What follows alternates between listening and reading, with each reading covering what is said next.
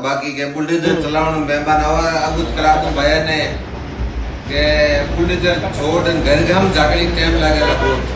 हनुमान बेनीवाल जी के घर के सामने देखने के लिए भी आपको टाइम लगेगा। बुलडोजर ये तो नींद में सपना आया होगा आपने, ये तो दिमाग से कचरा बाहर निकाल लें आप। बुलडोजर चलाओ कोई मैं राज है को तो बुलडोजर चलाओ और कानून पे से न्याय पे से। और वो कोई हनुमान बेनीवाल जी को रोड फिर तो इंसान है कि भाई जगह बुलडोजर चला था। आप लोगों ने ऐसी धमकियां देकर कोई हल्के फुल्के आदमी का शोषण किया होगा। इतना शहर रास्ता हनुमान बेनीवाल जी कहते हैं बुलडोजर छोड़ थे घर गांव में जा सको।